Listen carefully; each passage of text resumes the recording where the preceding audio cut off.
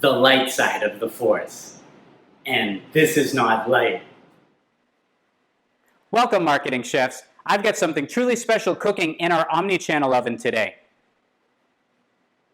As we count down to episode number 100, this is episode 97, the light side of the Force.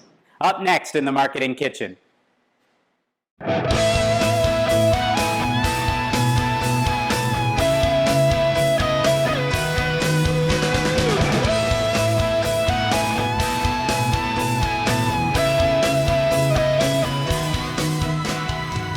Welcome to the kitchen, the Marketing Kitchen. Hi, I'm Ron Vining, your host of Marketing Kitchen TV. Welcome to our countdown of the 100th episode of Marketing Kitchen TV. I'm dedicating the next 6 episodes, dropping over the next 3 days, so that's 2 episodes per day, to LEGO Star Wars in honor of May the 4th. So on May the 4th, 2020 will be our 100th episode. And in the countdown to that, in these 6 episodes, I'm going to share with you my entire LEGO Star Wars collection.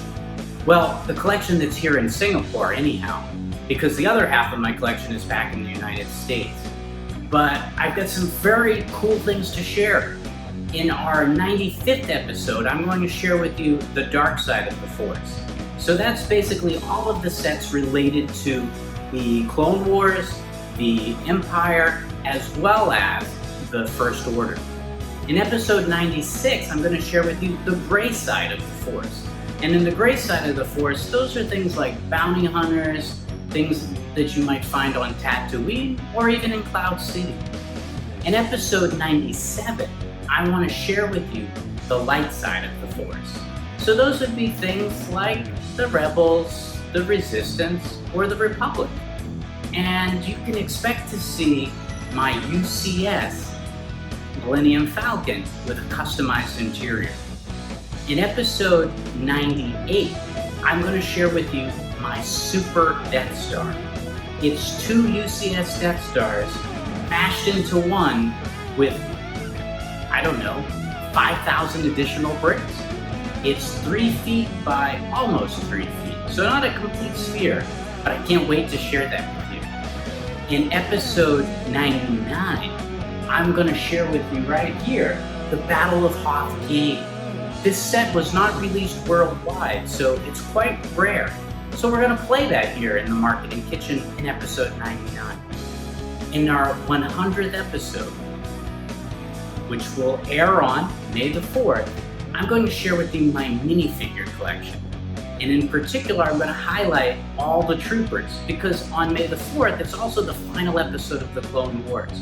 So I'm going to share with you my clone troopers, my stormtroopers, my First Order troopers, and the template of them all, which was the prototype Boba Fett, Jango Fett, Boba Fett, the Mandalorian, you name it. So I'm really excited. So those are the next 6 episodes coming up in Marketing Kitchen TV. I will take you through all of the hidden spots where LEGO can be found.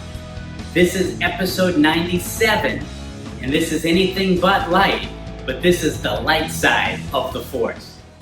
All right, let's see what's inside the light side cabinet. There's a bit of a mismatch until I broke out the measuring stick and added some glass shelves. So all 3 of the set today has glass shelves inside of them now, so they can be a bit more organized. Let's see what's inside of the far right. And this is an older video because I'm going to show you the newer one a bit later, but this was how I had the light side set up.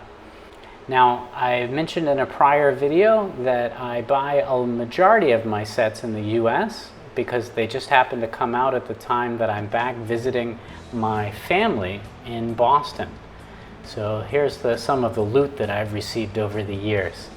And you're probably quite familiar with what's in that big, giant box. And there's that particular Last Jedi wave, and that fall was the UCS Millennium Falcon. Fantastic packaging, and there's contrast with the original Falcon. I put it all in bags and put it in my carry-on, believe it or not. Now, a number of sets like this amazing frigate and the Tantive 4, the Jedi Starfighter, and Anakin's version of that have remained unboxed, or better yet, unbuilt. But I've opened them to extract the minifigures, and I brought the minifigures back to Singapore to be part of my minifigure collection, which will be in episode 100. I'll be featuring all of my minifigures. But these are all light side sets that I've bought really just for the figures.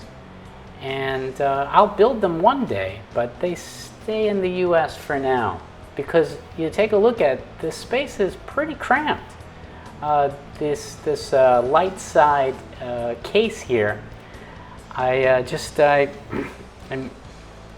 getting out. I'm out of room. And Cloud City, you'll see, or you've seen already if you've watched the gray video, isn't even there anymore. And the set on the far right we'll talk about's gone. But yeah, I mean, I had this set, I parted it, and I parted this one.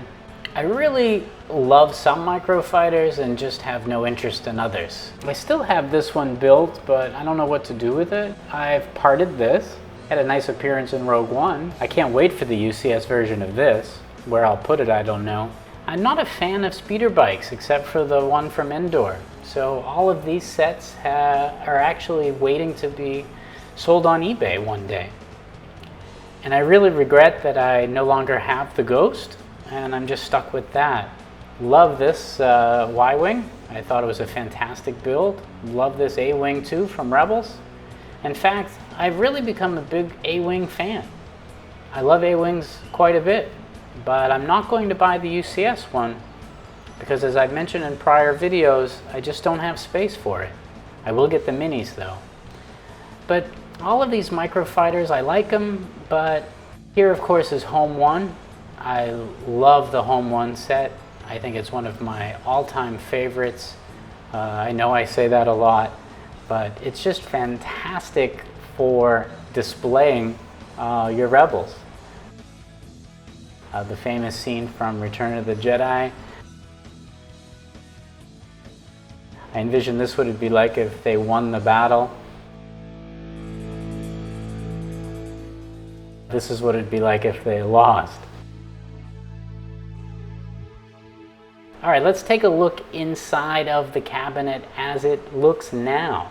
So this is after I've had a chance to organize it, and it's still overcrowded. Open it up on the left side. Now let's open it up on the right side. So this is how she looks today. And I like the organization. I really like these acrylic stands that I've bought at Muji, and there's also a store called Daiso. So both of them are Japanese stores. They sell these acrylic stands. The smaller ones are at Daiso and the larger ones are from Muji, and the price differential is quite a bit. But they're a great way to showcase your sets. And there's the 20th anniversary Xmas wing, Poe Dameron's, the Resistance A-Wing, and there's the Falcons in reverse order. I really love the Kessel Run Falcon. There's the two twin pod cloud cars. I guess those should technically be in the gray video, right? The U-Wing is an amazing addition. I just love Rogue One. And I have the Christmas tree in there just because it's fitting with the Xmas wing set. And HomeOne is part of this display. But I need to consolidate at some point. I've just got too many ships and I don't have enough space for them. I'm not complaining. I feel really blessed to have a Lego Star Wars collection. I really love the Snowspeeder. I like the +4 one, and of course I really like the 20th anniversary one that came out last year. The Xmas wing is my most treasured set, next to Cloud City, the original twin pod cloud car, and of course all my minifigures. But yeah, just giving you an expanded view of my light side sets as they are now in this storytelling sette light side version.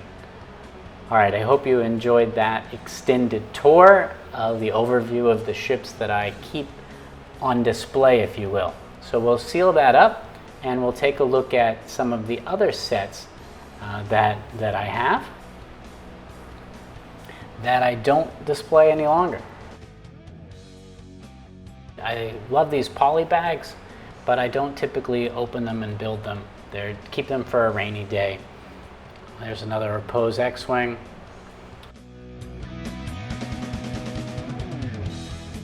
This microfighter, never built it. I extracted the figures, but I really like this display. That was at a shop in KL.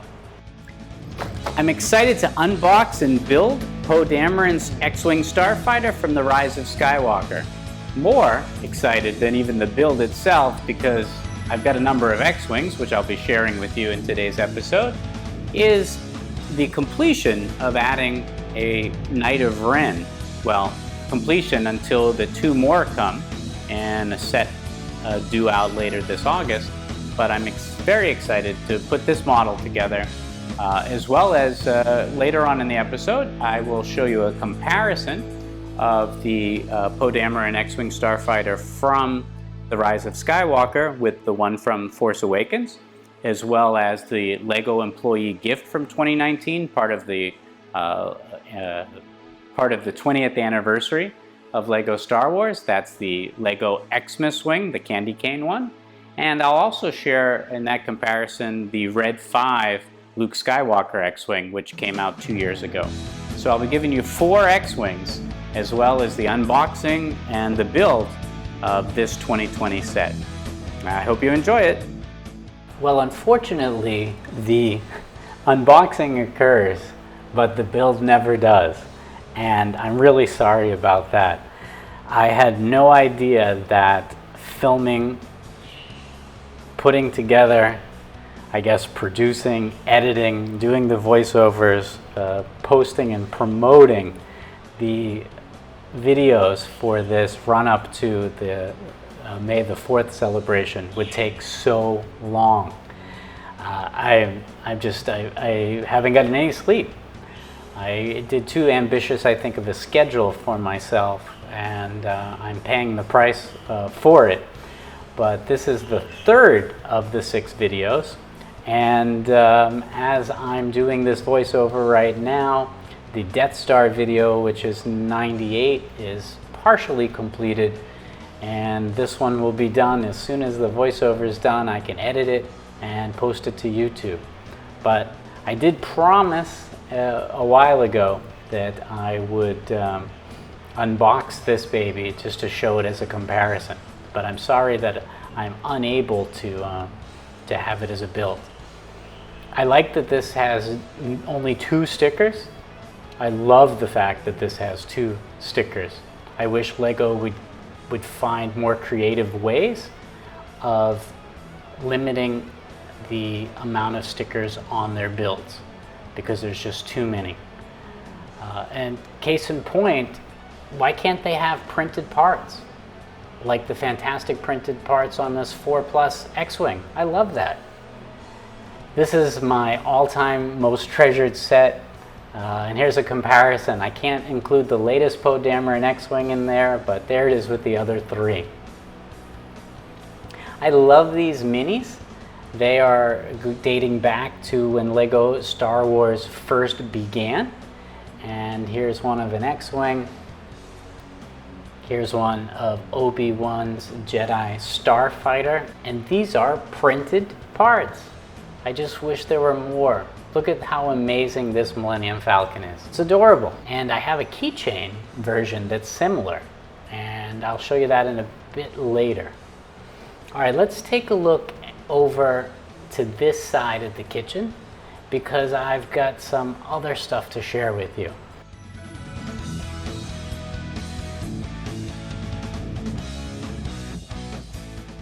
Well, I guess we weren't in the kitchen, we were over at the settee, but I'm coming over to my workstation, which is right outside the marketing kitchen.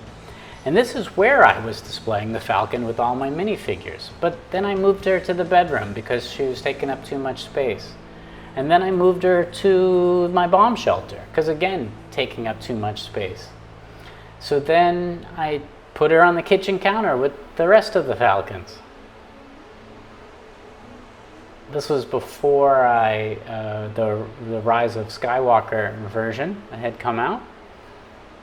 But just showing you a display of all the Falcons I had at that particular point in time, just to contrast them in size. And here they are on top of the settee.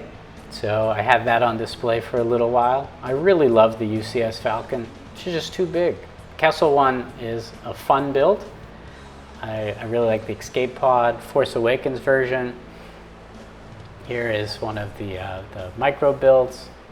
Here's the keychain I was talking about. I really love the print on here. And then here are some microfighters. And again, I'm not a huge fan of microfighters, but I like those. Here's from the Advent calendar. Here's another view from the settee. And just one more. The micro build here that I shared a minute ago. I wish LEGO would do more prints. Here was a promotional poly bag, and then I also made a mock for the Kessel Run. However, here's one from the LEGO magazine, and then here's the first Millennium Falcon microfighter that inspired me to put together this display case where I have the Force Awakens version, the original trilogy version, and then I couldn't help myself, but I needed to make a mock of the Kessel Run version. And what do you think? I'm really curious what you think of my mock. In honor of yet another Falcon coming out for the Rise of Skywalker, I thought I would share with you my microfighter collection. Now, of course, two of these are official sets, one from The Force Awakens, the other from the original trilogy. However, I made my own version for the Kessel Run. And I gotta tell you, this mock took a lot of time to get right. In fact, it drove my family and friends crazy. But I think I nailed it. Here's a better display, I guess, if you will, out of the case from different angles. And if LEGO were to release this set, I think it would be great if they either had Lando included, so we got another version of Lando, or perhaps we would get what was her name? Anyway, the droid who is now the Millennium Falcon's hyperdrive. But I included the yellow seat in this version because I think if LEGO released one, they'd do something like that. And here is the only weapon set I've ever bought. It's of the first UCS Falcon. I've not built it yet.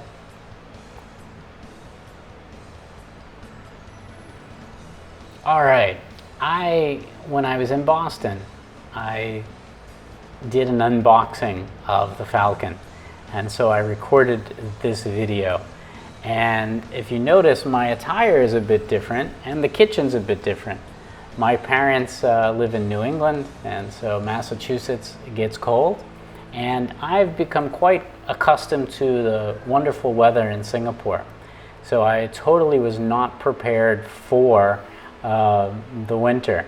In fact, I've only been back I went back in the spring one time when I was asked to speak at a conference in New York City, and I went back in the fall this time.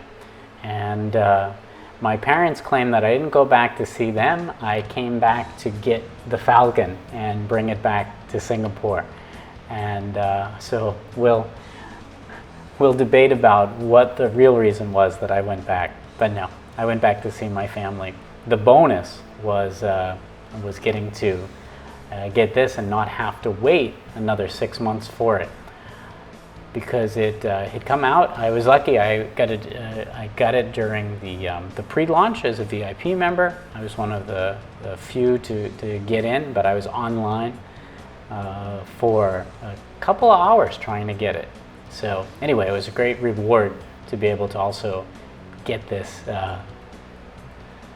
this set. Now, I complain about the UCS sets, their size, and so I guess if you've got a ton of space, then size is not an issue. But if size is limited and you want to keep collecting, I think about it. I started collecting Lego Star Wars minifigures in 2012, right after I had bought the Death Star playset. So the first one, not the remake of it that they rebranded as a UCS. By aside, the packaging for this is great. Lego really paid a lot of attention to detail, just on all the markings with it. Just packaging is beautiful. Anyway, let's talk about the debate between UCS versus system versus juniors versus microfighters, battle packs, etc. This book is heavy. It's about, if you've bought the Death Star before, it's about either the newer version or the original, and it's about the same size and weight as that. So if you haven't had a chance to pick up this Falcon, then just to give you an idea, if you have the excuse me, if you have the Death Star.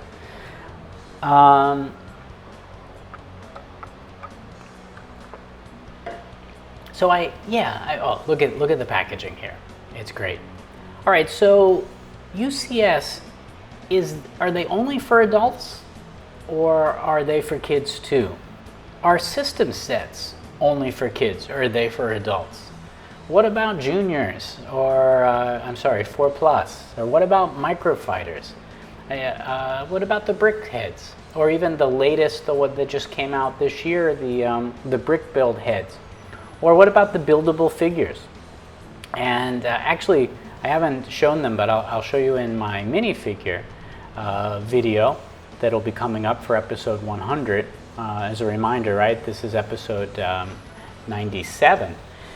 But I've bought all of the buildable figures that were just unceremoniously canceled before they were able to come out with the Clone Trooper and the ATRT, which is a real shame, because I think that would have been great, as well as the Super Battle Droid. But where, I don't know, Lego just seems to test out these ranges and they run them and then they're done. And then they kind of leave fans hanging. Anyway, I keep getting on tangents, right? But what I love most about UCS, like the Falcon and then like the Star Destroyer that just came out, is they've got a super high level of detail. But they're so large that where could most people keep them in their home? Because it's not something you're going to build and then take apart, or at least, I don't know, as a kid, I have a different philosophy with Lego now. As a kid, I would take a set apart. I would build it, I would take it apart, I would make something else out of it, maybe I'd build it back what it was meant to be, and then I'd take it apart again. I don't know, I'm still torn about it. If I had all the space in the world, I guess it wouldn't matter. Well, here I am in Singapore. I managed to get all of those bags back in my oversized carry-on. And it was obviously overweight as well too. You saw the bags at the beginning of the video. Here they are. I don't keep them in a shopping bag. I actually put them in these Ziplocs so that they have some room to move, but not a lot. And again, they're in my carry-on, so they're safe and protected. But here I am doing the build. And as I was building the interior, so I guess that shot's a bit ahead. As I was building the interior, I found this empty space. So right where the minifigures are, it's this quadrant right here. So I began mocking this room before I even finished building the Falcon, because I said, I'm going to do something in this empty space. So here's some mocks of the parts that I was doing. And I really liked the way that they did the archway. So I decided to, with some spare parts, recreate that. And then, after a couple of different prototypes, I started mapping out what the seats would look like. So before I was done with the Falcon itself, I was building a mock in this particular space. And so let's take a look at what I accomplished in this area. So yeah, I know my Falcon has 2 of these famous rooms in it. One that came with the original UCS set, and then this one. Yes, I know it's not in the proper location, But I really love this scene so much, I just felt that I needed to do it better justice than Lego had done. And you know, if I get more time, I will maybe mock out the whole interior of the Falcon. But for now, this is what I was able to do. So just sort of recreating Han's station there with the mug. I really wanted to pay attention to the detail of doing the chairs. And I like the articulation that I did. If you notice, there's another archway in the back leading around the Falcon. Again, this would be in the top left, not the bottom right. But see how I tried to make the bed pods one above the seat as well. And I used video stabilization here, but I see that it sort of makes the video rocky. So I'm not sure if that it takes it out or not. But again, just spinning you through the room so you get a chance to appreciate what I attempted to do with the tubes, what I attempted to do with mocking the seats out as well, and then adding in the 2 sleeping pods. Rose Tico would have been in that back one there.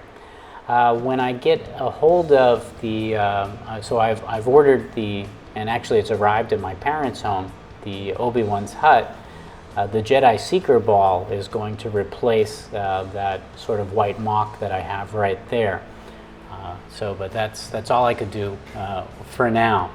And when I get back to Massachusetts, even though I bought most of this year's sets in Singapore, I still have a number waiting for me in the US, because I actually was planning to go there in February or March of this year. Before the lockdown happened. And unfortunately too, my grandmother passed away, and was due to just the nonsense around the thing that won't be mentioned that locked down the world. I wasn't able to go home and celebrate the life of my grandmother with my family, but hopefully get the chance to do that when things get back to normal, whenever that might be the case. All right, so what are you thinking of this mock? Please let me know in the comments below. I decided to remove the figures too, so you can get a chance of seeing what it looks like empty.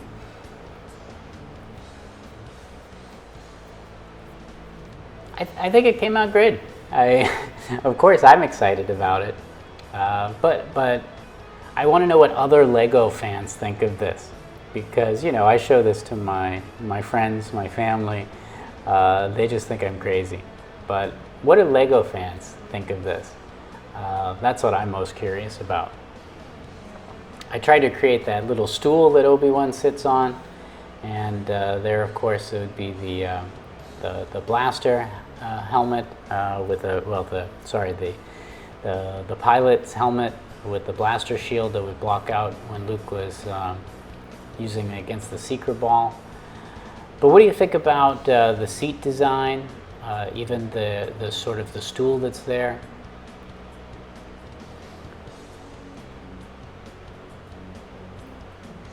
I like the articulation at the back of the seat. By the way, these stickers came from the Force Awakens. Well, actually, the stickers came from several. So I was able to acquire extra sticker sheets. So I picked up the ones from the Force Awakens Falcon, as well as the Kessel Run, and the UCS Falcon. So there's a lot of different stickers that were involved in that mock. And you see that I also used the pieces for the tunnel as well. And I'm amazed at how unclear the stabilization is on the video, so I apologize for that. So here's just some still shots in case you prefer to look at it this way, so to avoid the jitteriness of the video.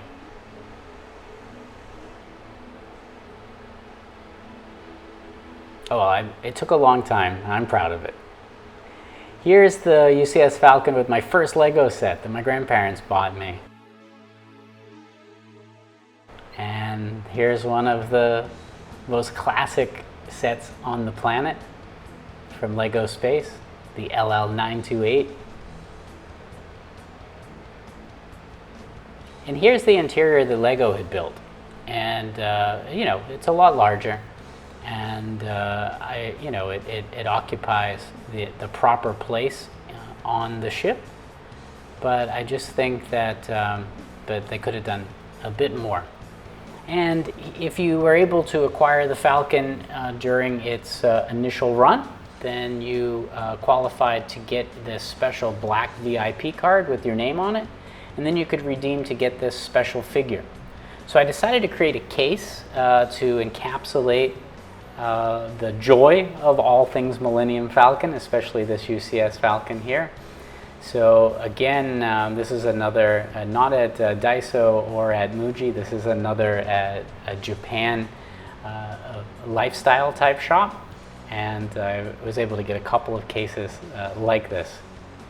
And no Falcon collection would be complete if it didn't include the VIP card, as well as the Kessel Run Falcon cockpit from San Diego Comic-Con, and of course the UCS placard here. I really like that Comic-Con build, and I added a back to it, and I obviously took out the solo figures because I wanted to represent this classic arrangement. Of course, the 5 of them never got a chance to travel in the Falcon together because Obi-Wan sacrificed himself so that they could escape, and Leia took his place.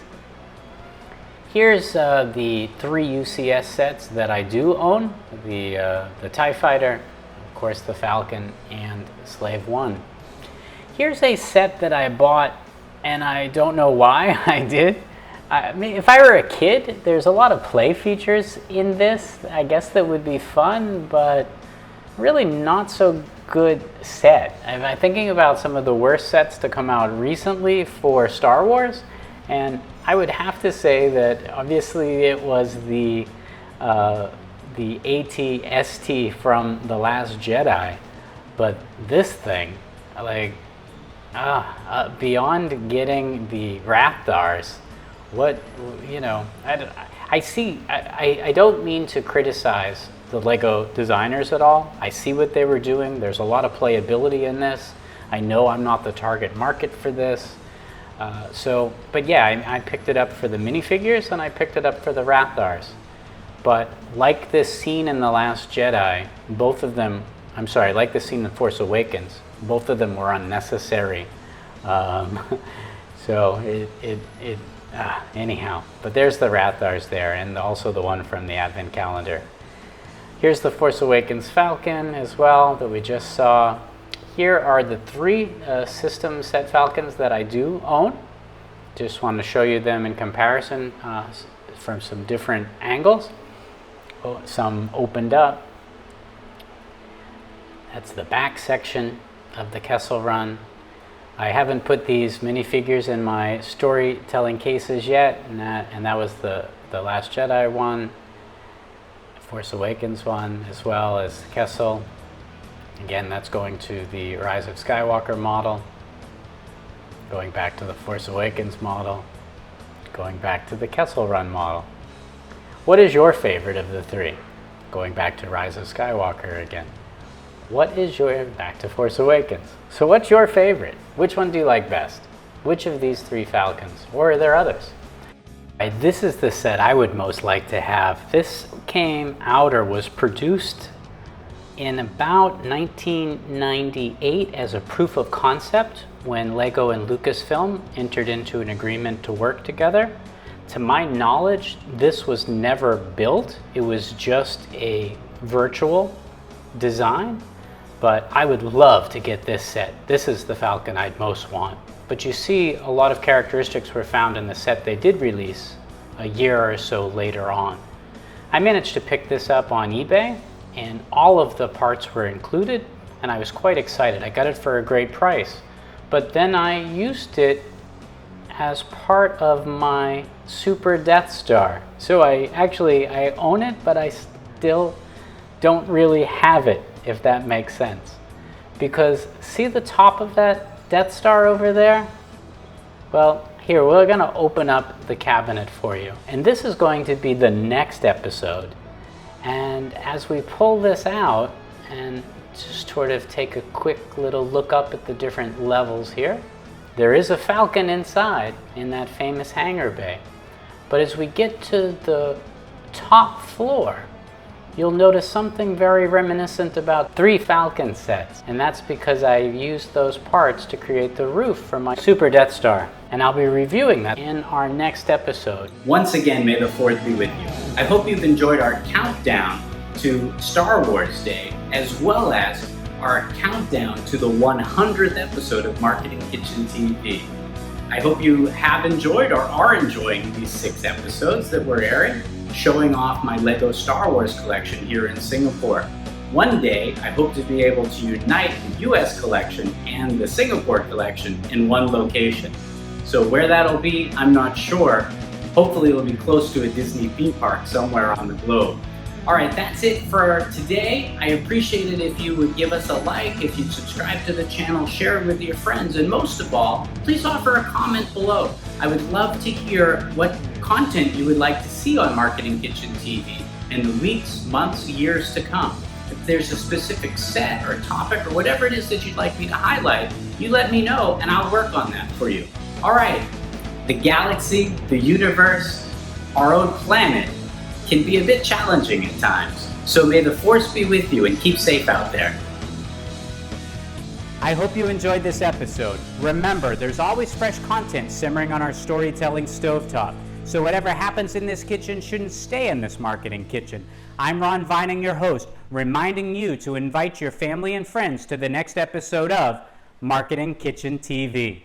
Holding all the